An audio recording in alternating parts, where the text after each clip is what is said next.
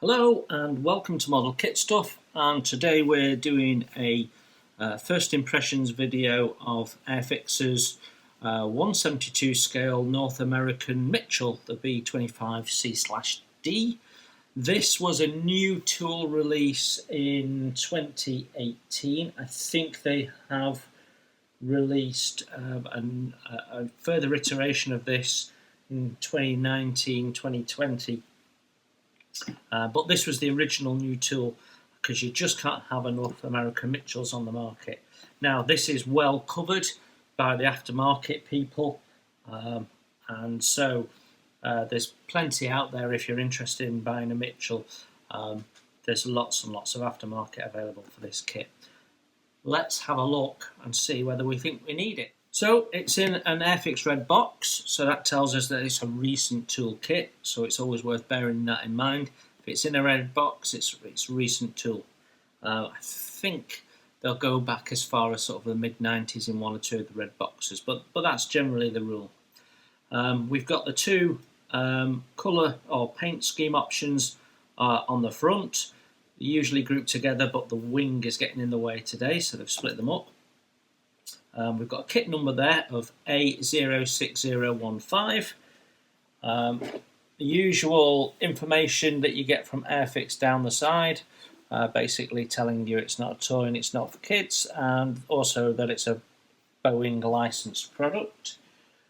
We have the front art cover on both sides, and then on this side we have an explanation of the two paint schemes, and then we have the paint schemes broken down referencing the different Humbrol paint numbers. So you can basically pick the kit off the shelf, go over to the paint stand, pick up any paints that you need all at the same time. There's a little bit of history there, and we are on a skill level 3 out of a maximum of 4 that Airfix do. So yeah, so that means that we're going to have some small parts and some more complex assembly. Cool.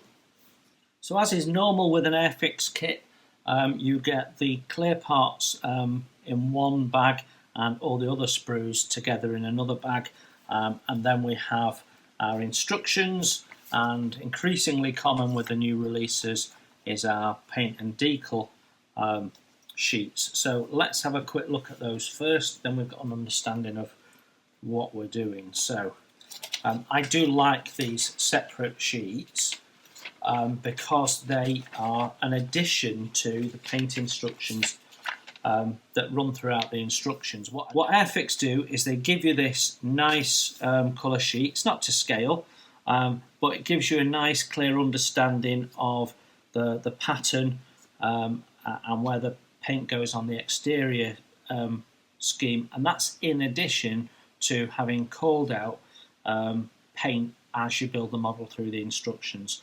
So it's great that we get this. It's the same way that Tamiya do it and several other people.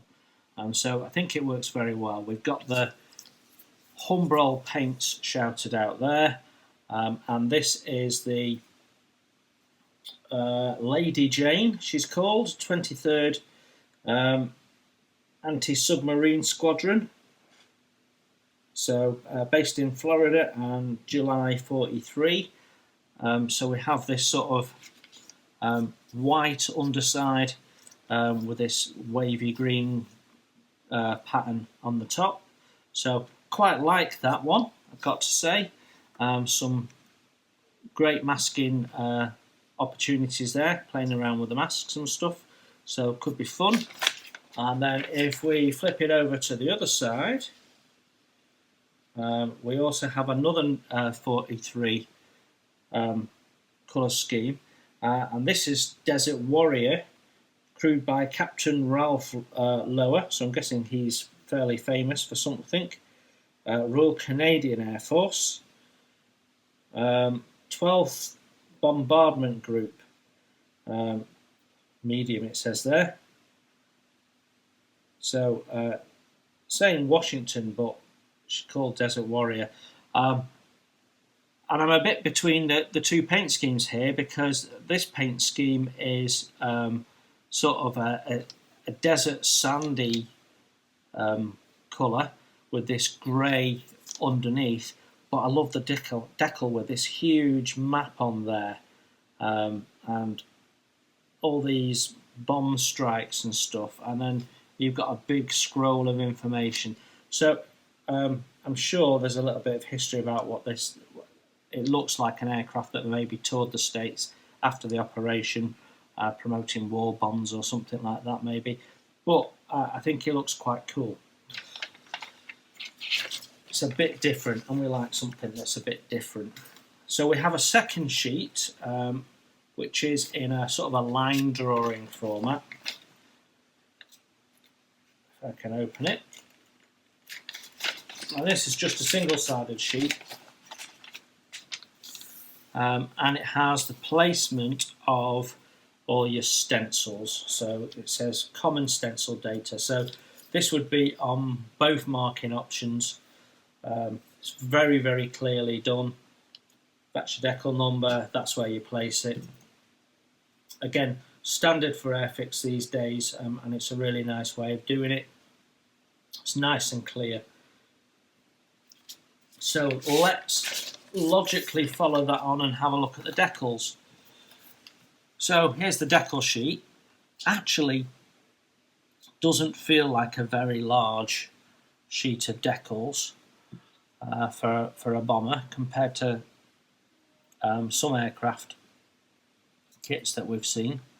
So we have a common section here, and then A, and then B. Obviously there's a lot more. It looks like there's a lot more on B, but they're a lot larger. So you've got the stars and bars, and then we've got all sorts of large decals, whereas Lady Jane's a little bit more understated.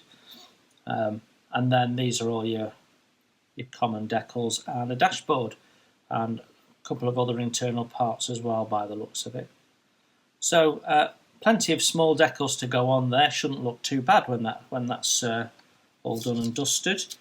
I don't know whether these are cartograph or not. They feel a bit thicker than some that we've had from Airfix, but there is not much in the way of excess film on them, so I think they'll go down really well. So then we have the normal A4 stapled booklet for the instructions. So we have a nice colour front. Don't forget to wash your parts. A little bit of information about the kit, gives you a specification, and a very short, concise history of the kit, which is what we're looking for. If you want to know more about it, then it's all on the internet. So we don't need War and Peace here. Then we have the assembly icons. So it tells you exactly what they're all for. So icon, then what it is in lots of different languages. So not only is it easy for most people to understand these, it just shows you the reach of Airfix and the markets they trade in. There's a lot there. So much better than some companies we've seen, for example, Fujimi that just do Japanese, for example. Okay, so guess what? It's an aeroplane, and we start with the cockpit. Wouldn't you know it? Step one, cockpit. We've seen this now a few times. It's a standard format. Red denotes where the part has just been placed. So all these red ones were placed in the previous step. I do like that. It's nice and clear, particularly for younger modelers and people not familiar with building models. It's nice and clear, and quite often it shows you a different rotation. So for example, we're seeing here the forward view of the dashboard with the control wheels there. You can see it there, you can see it there. It's just nice and clear. So we go through that, some bulkheads to go in, which is nice. We've got some relatively busy interior detail sort of pre-moulded in. And then, as is normal with Airfix kits these days, we have wing spars built into the bulkhead, which just helps with the rigidity of the wings when we put them in, rather than in the old days they used to rely on these little short tabs and it went in and like a biscuit fitting and it never quite fitted. So there's quite a lot of detail apparently within the parts here. We'll have a look at those in a minute. It's telling you to paint various bits, so the cockpit should look quite busy in its own right. This looks like the bomb bay here. And then we've got the forward nose position being assembled there. We're actually doing bomb assembly quite early on. We're at step 15 and we're constructing the bombs and putting them in the bomb rack there. So that all looks very authentic, and again it looks very busy, doesn't it? Then we're doing that on the other side of the fuselage, so basically a repeat of what we've just done. Bringing the two fuselage halves together, so we've got two wing spars, and then we bring the lower wing up into that. It's then telling you to drill some holes. I rather think we'd want to drill those before we attach them to a wing spar. We don't want all that stress on glued parts. We've got the wing lights going in there. Then we've got the top of the wing.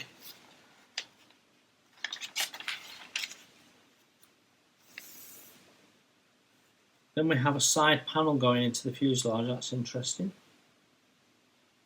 That's G1. I'm guessing that's a clear part that we paint up. So that's nice. That means that there'll be no issues with having to mask all this glass because of trying to fit the glass straight into a painted part and so on and so forth. So I do like that. Tail assembly. Gives you some geometry. I like that. Gives you the angles, what you need to be fixing your angles at. So that's all good, making sure it's square. Then it's telling you not to glue the bottom of the engine nacelle in. That's interesting. For building undercarriage down, follow steps 36, 37 and steps 42, 45. Right, so we have some steps that are different if we're having the undercarriage up. And Airfix do this now as a standard, and I do like it. They put a little silhouette in showing you that the wheels are down, so it's clear that this step is relevant if you're doing wheels down. If you're doing wheels up, then you won't be wanting to do this. Engine assembly. So the way engines used to be depicted was you used to just get that single backing plate there and then the prop mounted on it. What they've done is they've pushed that further back, so they've still used the same solution, and then put the other rotary engine on the front of it, so it looks more detailed. So that's quite a nice little solution while keeping the rigidity. So yeah, and we've got detail there on the back, so that's quite nice. Telling you to remove the supporting sprue on the inside of the cowl vents there. Then we're building up engine nacelles. Looks like we've got options there for open or closed parts, depending on what you're doing with your wheels. And then we can see the silhouettes change there to wheels up. And then we're putting the engines on. Wing flaps, undercarriage parts. We've got the wheels, which are two halves with the hubs already moulded in. So, and with the waffle pattern, we might have some cleanup to do on those. We'll have a look at those, see if we really want to get resin ones. Then we've got the nose. Is it a tail wheel or a nose wheel? Not sure. We'll have a look at that in a minute. It's a nose wheel. I thought it was, but I wasn't prepared to say it if it wasn't quite right. Then we've got the various gun mountings being made up and put into their clear components. That's always a bit of a time-consuming job, masking that, painting all that up, putting the guns in. The builds usually slow down a bit there for me. Seem to be quite complex and in-depth. They're showing you inside how that should all mount up. It's quite detailed actually, so I quite like that. Quite often they're just mounted in there and that's it, job done. They just float. That actually looks really nice. That you've got that built up, you've got it mounted properly to the floor pan inside the aircraft. Quite a lot of detail in that.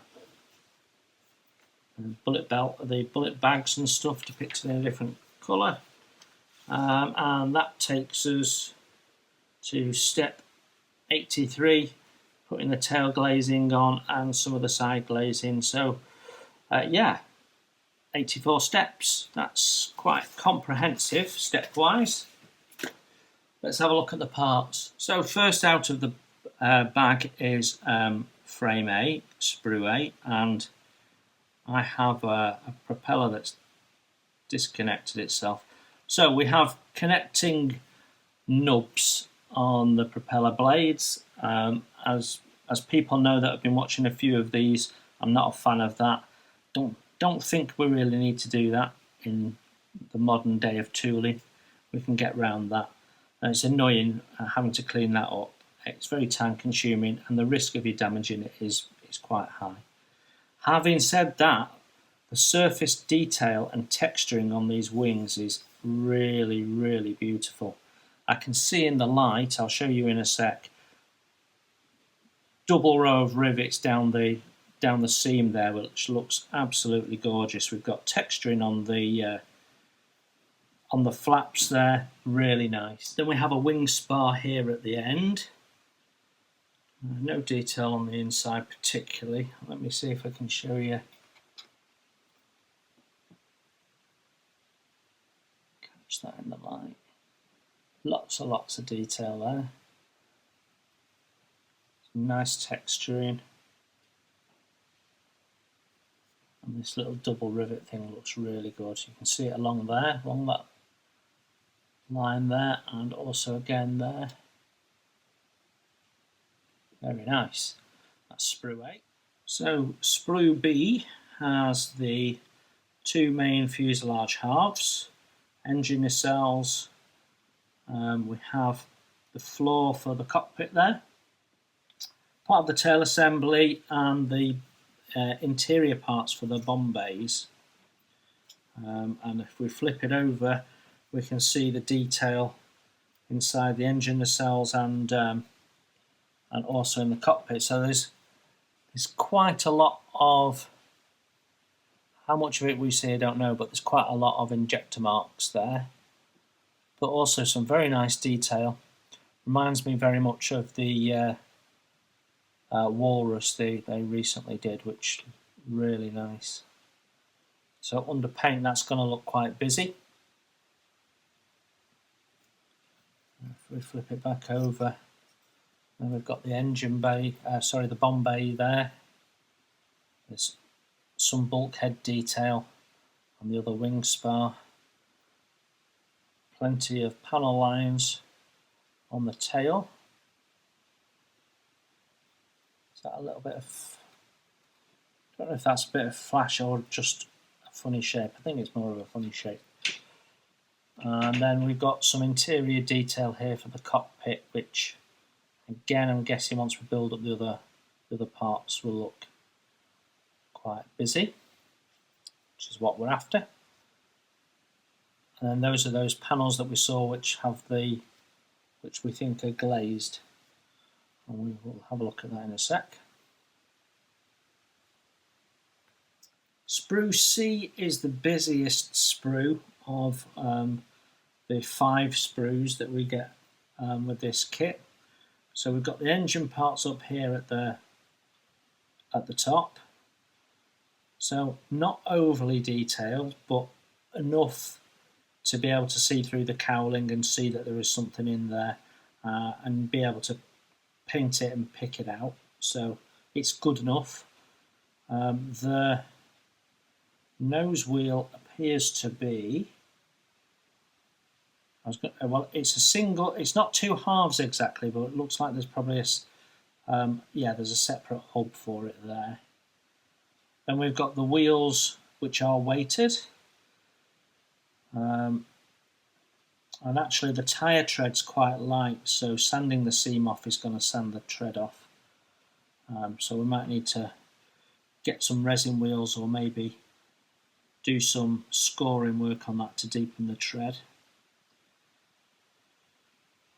We've got some flaps, interior bulkhead which has rivet detail on, and that looks like curtains, so that's nice. Got the two pilots in the same position. I understand why they do it. It's one of the most expensive parts of the kit to make, because unlike the rest of this that can be designed on CAD, you can't design a figure on a CAD, so someone has to draw and design that in the traditional way, so it becomes the two most expensive parts. But it would be nice if the pilots had different postures, just add to the animation of the interior of the model, if indeed you're going to use them. We've got some nice bulkhead detail with the cushion isn't just flat, it's got a nice depression in it, makes it look used. The two cockpit chairs are a bit simplified. And then we've got the huge landing gear assembly there. I mean, look at the pilot, look at the landing gear, it's huge. And some internal doors, I think. And then we've got the bombs here. So let's flip that over. So we've got engine detail on both sides, which is nice. The nose wheel actually looks a lot better in terms of the tread detail than the wing wheels do. Double-sided detail on that bulkhead and on these doors, which is a bit heavy and out of scale maybe, but will look alright under paint and wash.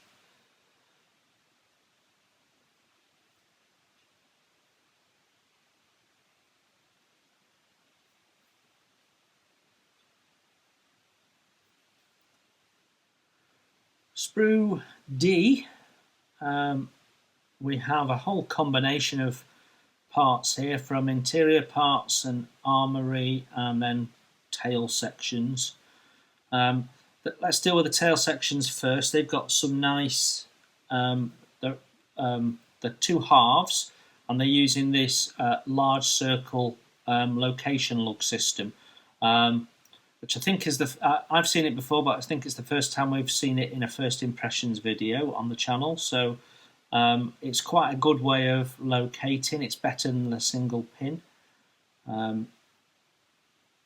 Doesn't tend to force the parts apart like the single pin one can do, and also it reduces any sink issues, or appears to, but I've never seen any sink issues with that. The machine guns are quite nicely detailed, and you can feel the air-cooled jacket on it, so that'll look nice under paint. And then we've got some ammunition boxes there. You can see the individual bullets, which is nice. Nice depressed gunner's chair, seat base there.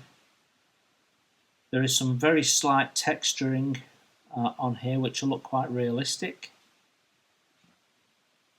And then we've got, they look a little heavy. The control wheels look a bit heavy. And then we've got the dashboard with the pedals. And that, if you remember, is the gunning mount that we saw that goes all the way through to the floor. So that's a lovely touch. That engine, front of the engine's there, and they're the bomb holders for in the bomb bay.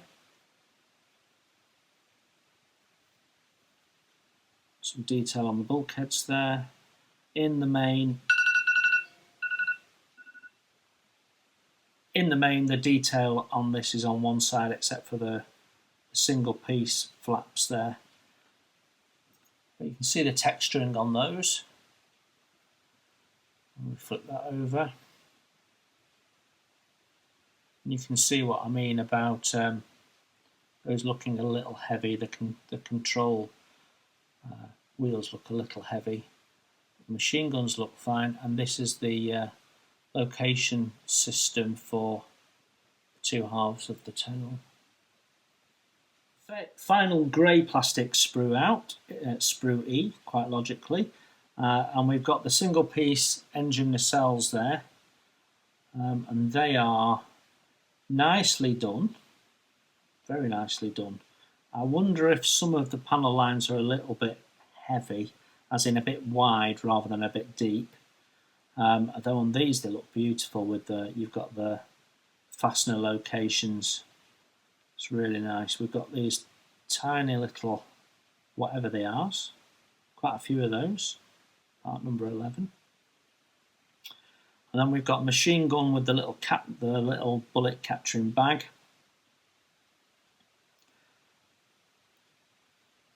And then what they've done a nice job here of thinning down the vent flaps.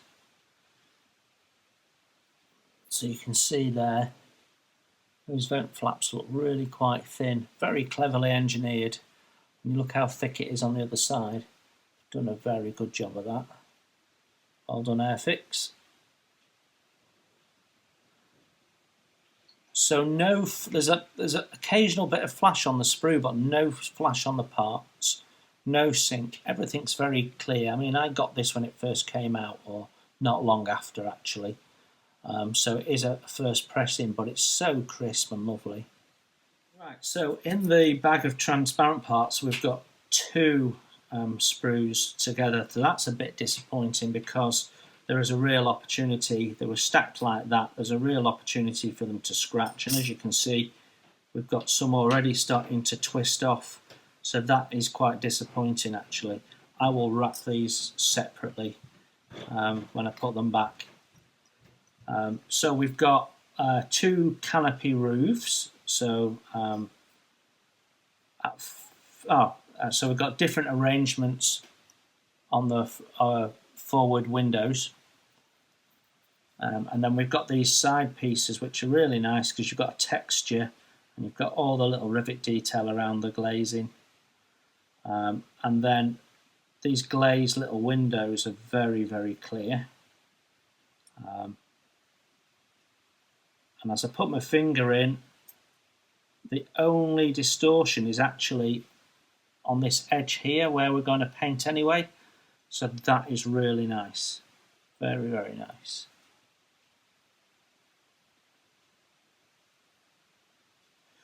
When we have a look at the second sprue here. So we've got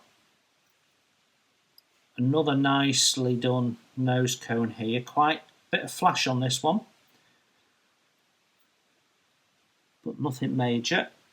Then we've got these windows have a little bit more distortion on that. I can see it in the light, but the side windows, so it's not going to be a big deal.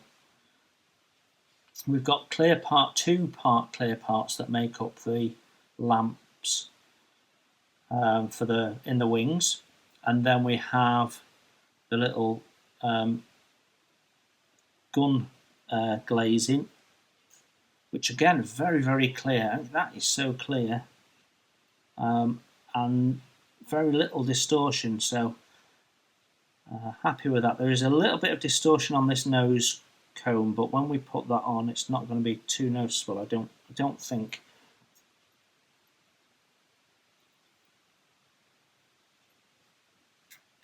There we go. I think we will do a proper job of packing these, as Airfix haven't.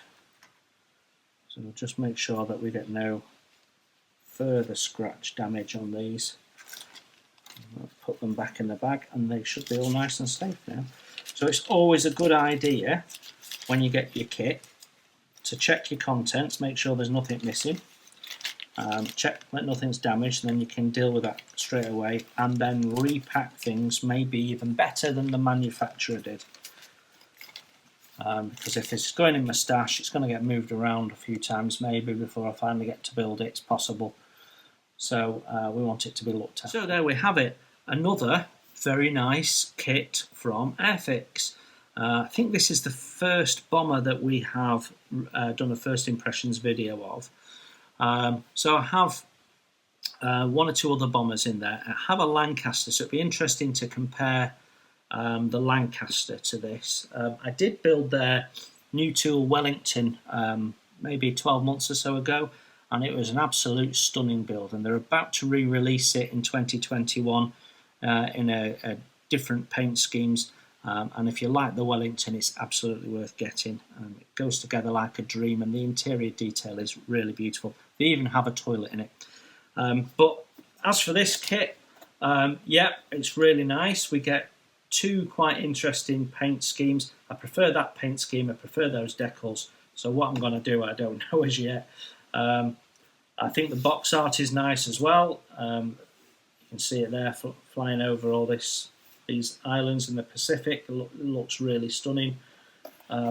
Yeah, what to say, there's nothing wrong with this kit at all. I can't see any issues. Of course, building it is the proof of the pudding, but from a first impressions point of view, very, very nice. Okay, I hope that was useful if you're interested in building the North American Mitchell in 1/72 scale. Thanks for looking in, everyone, and I will see you all soon.